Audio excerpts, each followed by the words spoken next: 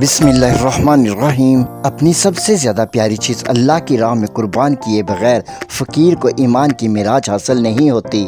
حضرت ابو طلحہ مالدار صحابی تھے اور انہیں اپنی ساری جائیداد میں سب سے زیادہ پیار اپنے ایک کھجوروں کے باغ سے تھا جو مسجد نبوی کے بالکل سامنے واقع تھا، اور نبی پاک صلی اللہ علیہ وآلہ وسلم بھی وہاں جایا کرتے تھے۔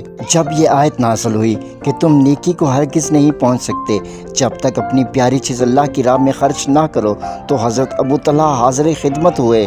اللہ کا یہ فرمان تلاوت کرنے کے بعد عرض کی، یا رسول اللہ صلی اللہ علیہ وآلہ وسلم، میرے تمام مال و جائیداد میں سے مجھے کھجوروں کا باغ بیرا سب سے زیادہ عزیز ہے، اور میں اسے اللہ کی راہ میں صدقہ کرتا ہوں اس کے ثواب کی نیت سے، اس لیے آپ اسے رکھ لیں اور جہاں مناسب ہو خرچ کیجیے۔ آپ صلی اللہ علیہ وآلہ وسلم نے فرمایا، شاباش، یہ تو مفید اور آمدنی والا مال ہے، تم اسے اپنے رشتہ داروں میں تقسیم کر دو۔